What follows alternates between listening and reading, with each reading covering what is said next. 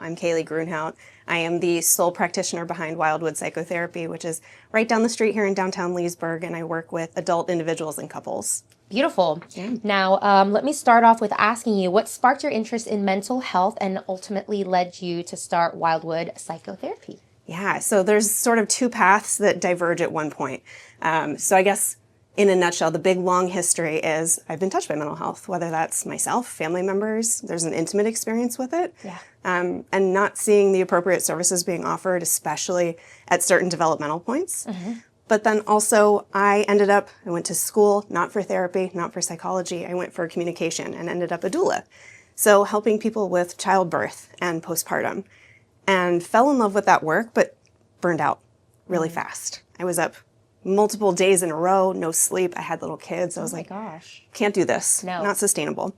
So I thought, how can I still work with people during some of the most intimate moments of their lives, but not be up all day, not be away from my family all the time? Yeah. Therapy made sense. Counseling made sense. So I went back to school. Yeah. So I went to school, got a degree, and was like, ooh, I could join a group practice, but I don't have that freedom. I don't have the freedom to be home with my kids. I don't have the freedom to decide my caseload. So I went into private practice. Okay, that's wonderful. I want to go back to a point you just made about having the proper services at the developmental stages. What does that mean? Can you elaborate on that? Happy to. So I guess without sharing too much of a story that's not mine, a family member was dealing with mental health, and they were an older adult. Between the stigma of generational issues, right?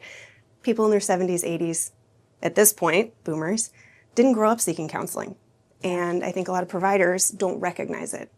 They go, oh, this is just what getting old looks like.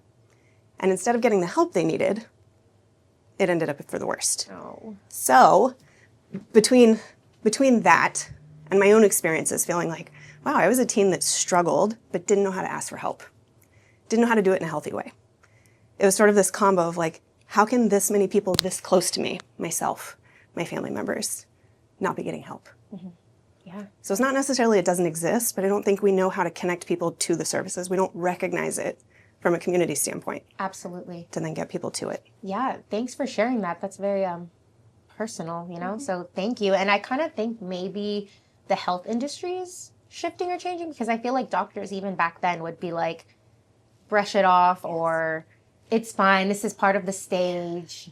It's not a big deal, right? But it is a big deal, and they kind of don't understand or see like how it's affecting them in their day-to-day life just for simple things. Yeah, I can hold good intent to normalize, to be like, yeah, you know, if it's a doctor, I see a lot of people that deal with this. This is a normal part of aging.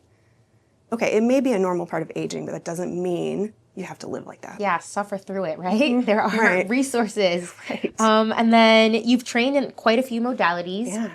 EMDR, IFS, Gottman method, to name a few. Was there a pivotal moment or experience that led you to explore these? Yeah, that's a great question. Yes. So when I did my fieldwork, internship, I was at a practice in Maryland that specialized in trauma. And every one of their clinicians used EMDR. And I was this like new, still in school therapist who was like, I want to know what that's like. Why is everybody using it? So they offered to help me train in it. And it changed the game. Not just in a, how can I work one-on-one with someone, but in the way I conceptualize how to help someone. So for me, that was sort of that entry point of how I see the work shifting. Yeah. Which is really cool, right? Instead of just saying, I'll use CBT, for example, which is a really common modality, right? Your thoughts and feelings and behavior all sort of come together to form the problems you have. Yeah. It's like, maybe a little. Like maybe some of it is how you're thinking. But where is that thinking coming from? If it's a belief you hold because of some experience you had, then we can't just think our way out of it. No. Listen, everybody with anxiety would have thought their way out of it already. No.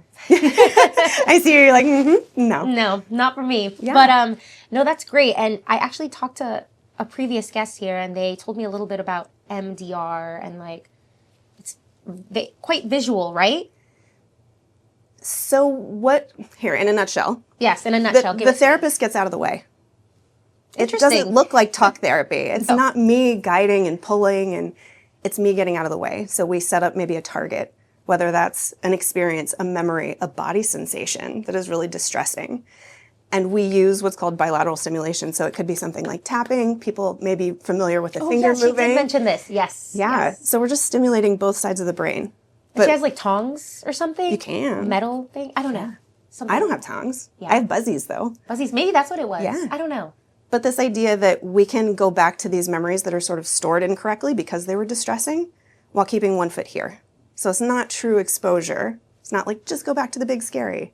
It's we're here now and there's safety here. Yeah. And it's not about me saying, no, really, it's okay. I'm telling you it's okay. Your brain does the work to go, oh, I'm actually okay. Wow. Yeah. I love that. Well said. Yeah, in a thanks. nutshell. Good job. I love it. It was a big nutshell. That's okay. No, thank you. And then you often mention being a fellow journeyer. Did I say that right? Yeah. In therapy, how do you stay grounded in that mindset when the work gets emotionally heavy? Yeah.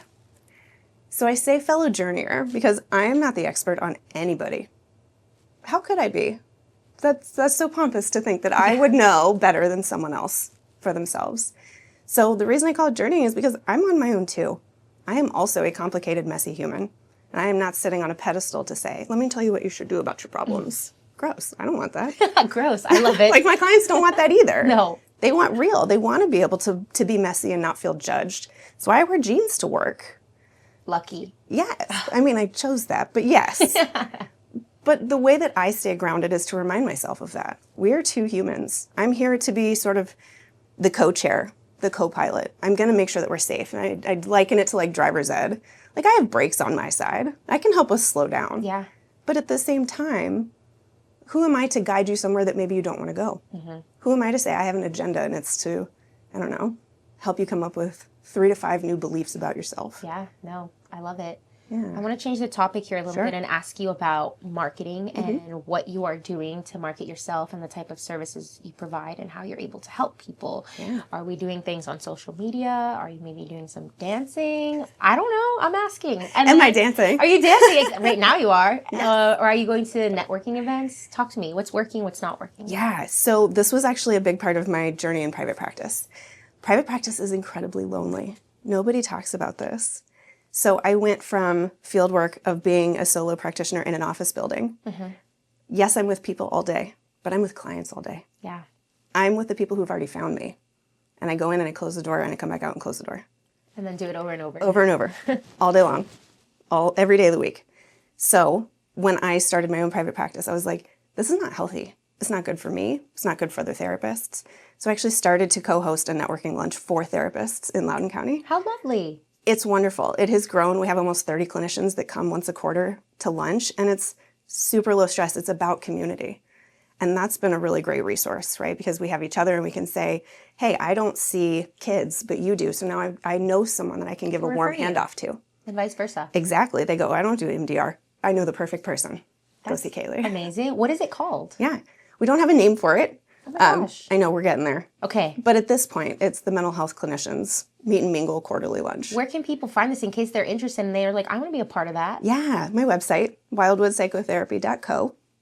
Yeah. Beautiful. Thank you. You're that welcome. is awesome that you started that. You're like, I see, like, we're missing something here. Let me go ahead and just do it because no one else is doing it. So let me just, why not? Right. I love it. You took initiative. And now I want to go back to the mental health part. Sure. Balancing validation and gentle challenge can be delicate. Mm-hmm. How do you discern when to lean into reassurance versus pushing forward to growth? Yeah, I love that question. Because my job is to have good rapport with my client, right? If someone doesn't feel safe with me, we are doing no work. I'll be lucky if they come back. Thankfully, most people come back. Yay, good. But that means having to have that both clinical judgment and intuition to know, are they ready for this? Is our relationship strong enough for me to do this? And them to feel safe enough to go, ooh, that's uncomfortable between me and my therapist. Mm-hmm. And so I, again, practice being human. I'll check in. I'll say, oh, I just pushed you a little. What was that like? And sometimes it's like, oh, I don't like that, but it's okay. Yeah. And I think that's where we can demonstrate to people it's okay to have conflict, tension in a relationship and it still be healthy. Yes. A lot of people are not used to that. No. Any conflict or tension is perceived as criticism, right? Then it's like, oh, I'm bad, I did something wrong. They hate me. Yes. Right? Or the opposite. They'll people please. Oh, no, it's fine. That was totally fine. That's me right there in a nutshell. And I'll go, ooh, I noticed what you did there when you said that. Yeah.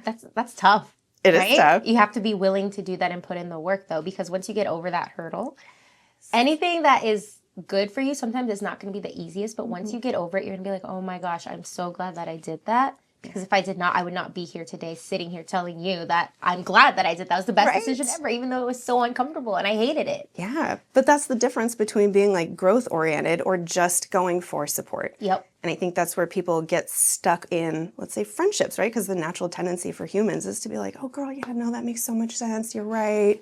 Instead of the friend who's like, friend, I'm going to tell you honestly, this didn't land right. Yeah. This is how it's sitting with me. Mm-hmm. But that's good to have honest people around you, keep you grounded, or like a therapist, clinician, whatever you want. Yeah, love it. And then for folks navigating the transition into parenthood, perinatal anxiety, or identity shifts, that can be profound for them. What's one subtle sign you encourage listeners to watch for in themselves? Where it relates to like postpartum perinatal? Yes. Yeah. I would say one of the bigger signs, I think, is when you start moving from, I don't know if I'm cut out for this, or this seems harder for me than other people, to, I don't think I can do this. And it feels like a more regular theme throughout your day. Because then we're edging into, maybe there's more that needs to be done. Everybody questions, is this normal? I mean, human experience, yes, but especially in the perinatal period. Yeah. If this is new, whether it's your first baby or your third, you're going, I don't know this baby. I don't know myself with this baby. Is this normal? Is this normal? And there are certainly trying times where it's like, I don't know if I can do this. Sure. Because we're kind of at our breaking point. But when it's the repeated, I don't think I can do this. I'm not cut out for this. This baby would have a better parent. Time out. Yeah. It's time to talk. Yep. Work on it. Exactly. And there's so much help available. So much. And I think people are just so isolated in postpartum that they don't recognize it. Dang.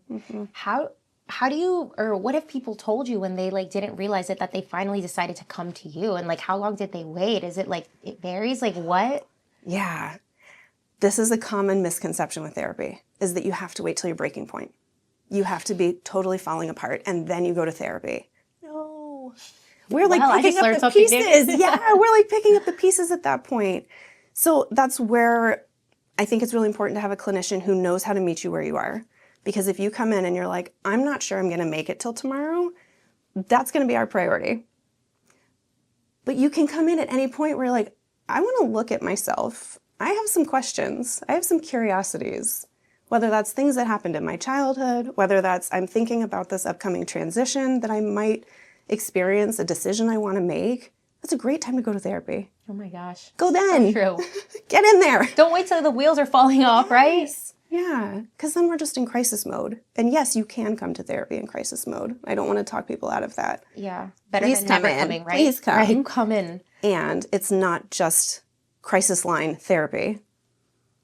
Come in at any point. Yeah. Anytime you want to do the work. And then do you offer telehealth services as well? Because I know that's become a big thing. Some people are just like, no, still in person. But is that something that you offer? Yes. So the way it works is states have their own regulations. So in Virginia, a client has to be physically located in Virginia. Now, will some people cross over the river from Maryland and park their car somewhere safe? Yes, they will. Because then they are in Virginia and they're like, I can get therapy today from my car, and that's okay. But what I actually found in this, when I first went into private practice, was sort of like, I don't know what to do here. This is scary.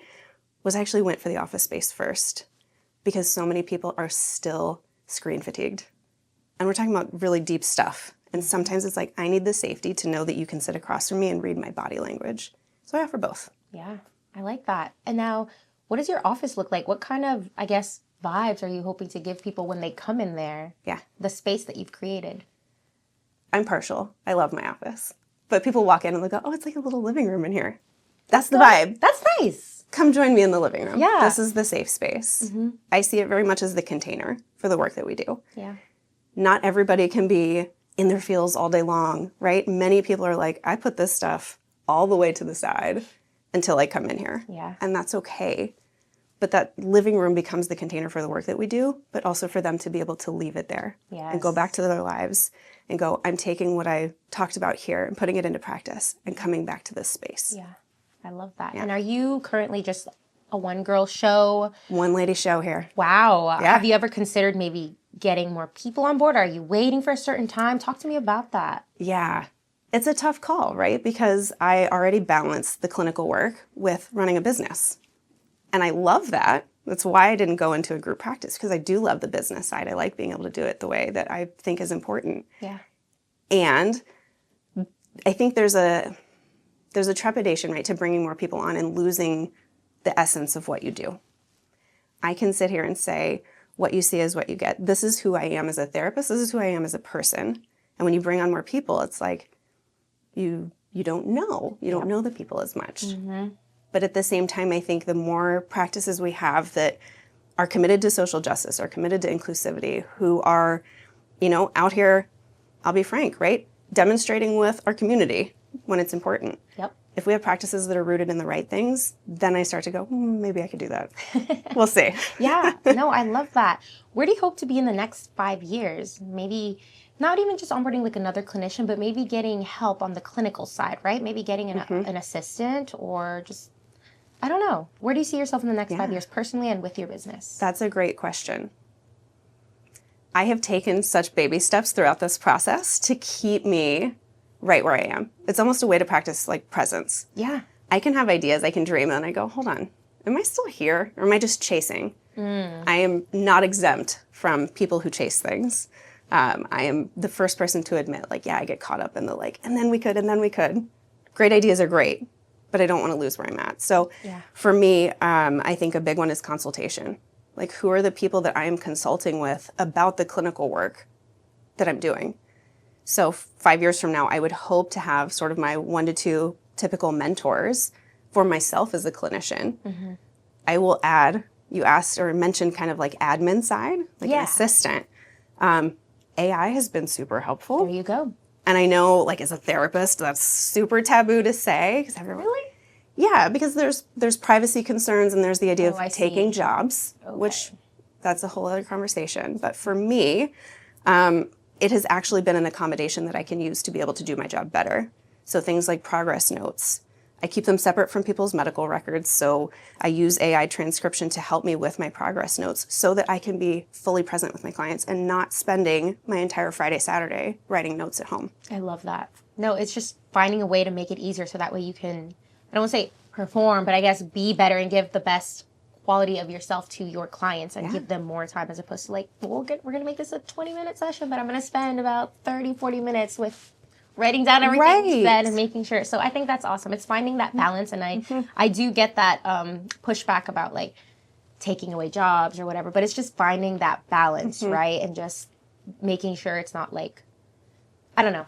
How can we use the responsible tool here? Exactly. Or use the tool responsibly. Yeah. But glad you touched on that. If a listener, maybe who is listening, feels stuck but isn't ready to book a full session, maybe they don't know where to begin, what's a small practical step you'd offer? Yeah. Come join us. I offer community events. So this summer we're going to have every other week at the Rest Library. It's called Breathing Room. It's not sponsored by the library, but it's a mindfulness practice.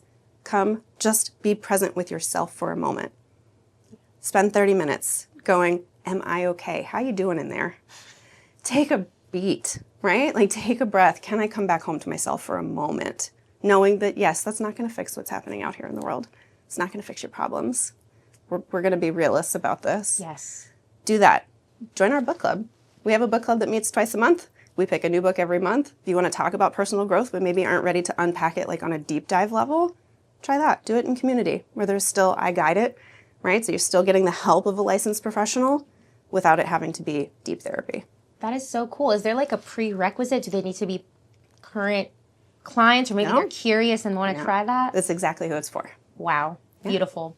And now I want to ask you, is there anything I have not touched on that perhaps you want to share, whether it's about your business, yourself, the type of services you provide, maybe a fun fact about yourself? You have the floor for that right now. Yeah, I am team fun fact. That's what we use at our networking lunches to be like, we are more than just clinicians.